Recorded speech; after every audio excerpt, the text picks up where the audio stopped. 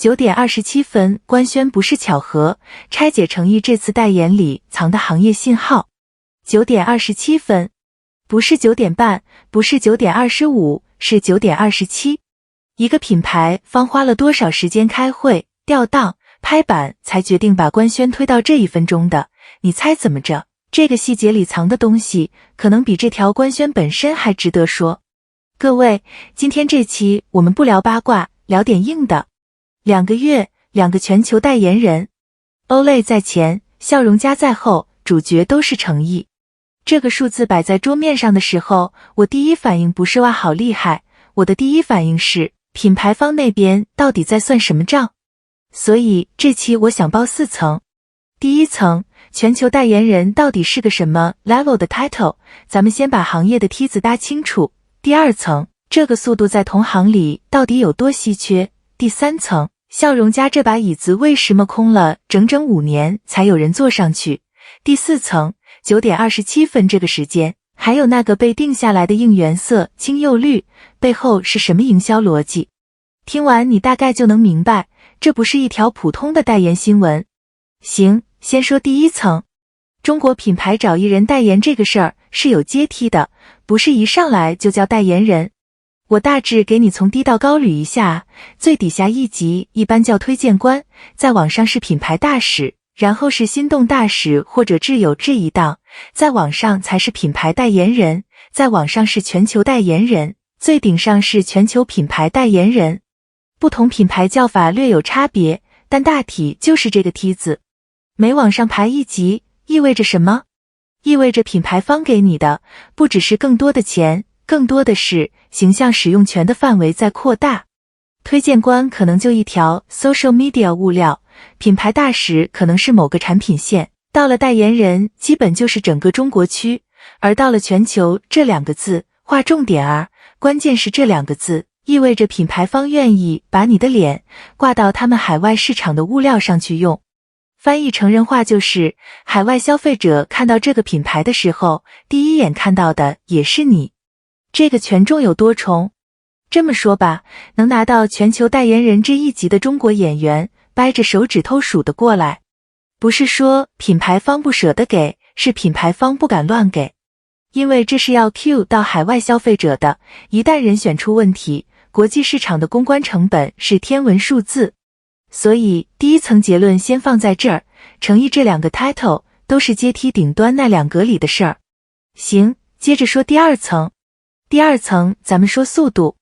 诚意的第一个代言是什么时候来的？根据资料是2022年10月，欧蕾的品牌代言人，注意啊，那时候还不是全球。然后到2026年3月，欧蕾升级他成了全球代言人，紧接着2个月不到，笑容家官宣他全球代言。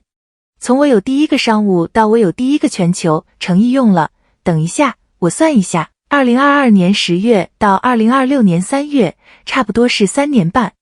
哦，不对，我再数一下，是3年5个月。凭印象说啊，别太当真，但这个区间数我有把握。3年5个月，听起来好像不算特别短，对吧？但你把它放进同行的样本里看，这个数据就有意思了。凭我自己的观察哈，不是严谨数据，是我个人印象。这几年从出道首代到首个全球代言的演员，普遍要走比较长一段路，有些一线演员甚至到现在都还没拿到任何一个全球 title。所以诚意这个速度不是快，是被品牌方复购式选择。什么叫复购式选择？就是Olay用了它3年多之后，主动给它升级到全球，笑容家在Olay升级之后2个月，跟进给了同样的级别。这意味着什么？意味着品牌方之间是在互相验证数据的。Olay那边的销售跑通了，笑容家这边一看，哦行，这个人扛得动 KPI， 所以才敢给。行业里有个说法，我一直挺认同的，品牌方最相信的不是数据公司给的报告，是另一个品牌方真金白银的选择。这句话搁这儿特别贴切。说到这个，我得补一句，这种速度诚意 hold 住，背后是作品口碑在做底盘。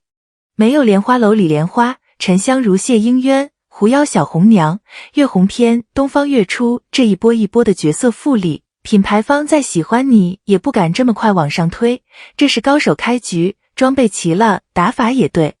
那么问题来了，笑容家这把椅子为什么空了整整5年？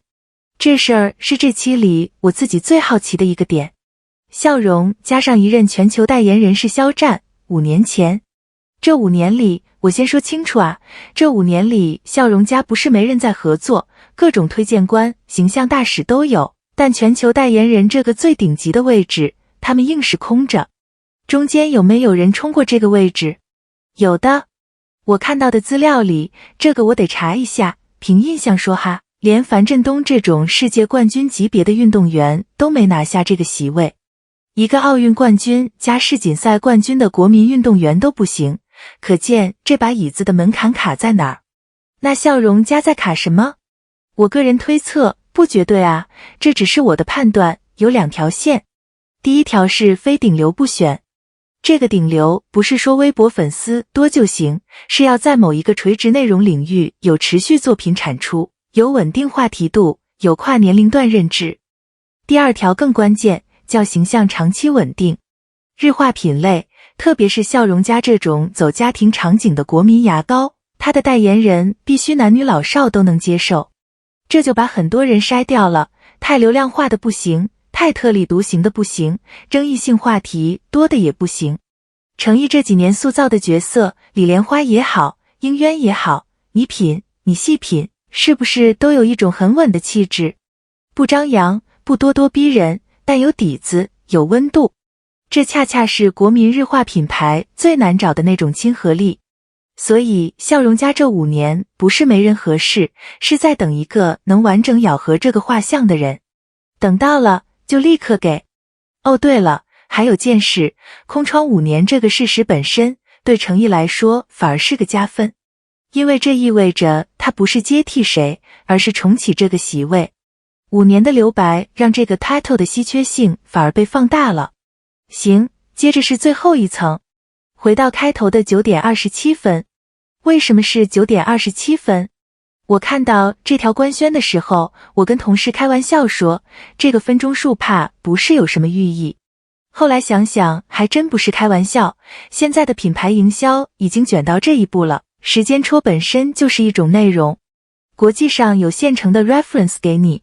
Apple 的发布会海报 ，iPhone、iPad 屏幕上显示的时间长期固定在9点41分这一类节点，这个时间是有讲究的，跟当年苹果发布会上产品 demo 出现在屏幕上的时间点有关，从此变成苹果物料的传统。Taylor Swift 把数字13玩出花，专辑发售、巡演开票全往13这个数字上靠，因为他公开说过这是自己的幸运数字。回到9点27分，这个数字大概率不是随便挑的，可能对应程毅的某个个人节点，可能对应品牌方某个内部纪念时点，也可能是双方共同选出的 Only for him 的标记。具体是哪一个，我没拿到第一手资料，但你只要看到精确到分这件事本身，就说明品牌方把这次官宣当成一次事件营销在做，不是发个稿走个流程。这个待遇不是谁都有的，这是顶级代言才会启动的叙事化营销。然后还有应援色，定的是青釉绿。各位，应援色这个事儿在流量明星圈子里很常见，常见到什么程度呢？常见的颜色一般都是高饱和度、亮橙、亮紫、樱花粉、玫红。为什么？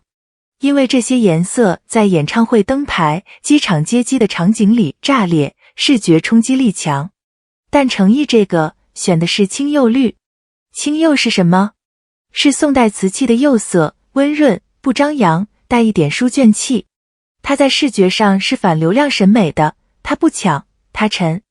这个色号选出来的那一刻，其实就是品牌方在用色彩官方背书一件事。我们对程毅的定位不是流量小生，是沉淀型演员。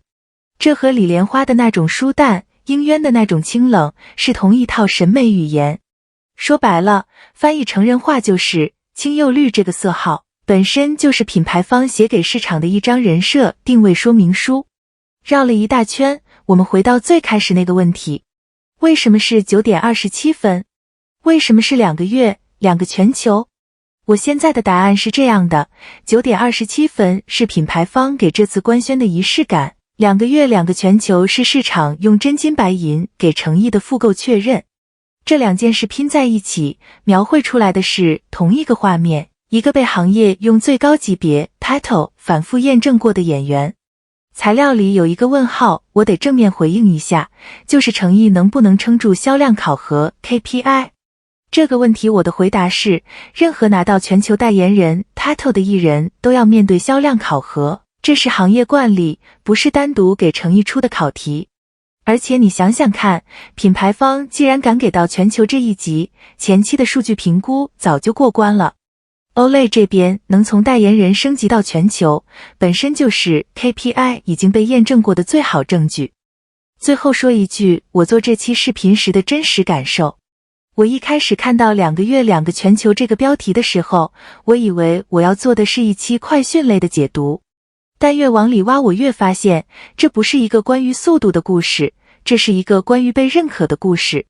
速度只是表象，表象底下是作品，是角色复利，是品牌方之间互相验证的那种沉默的，不写在新闻里的信任。懂它的人会懂这一段路有多不容易。今天这期就到这。如果你对全球代言人这套阶梯还想了解更多案例，评论区告诉我，下期可以拉一期专门聊哪些代言人被品牌方升级续约最快的横向案例库。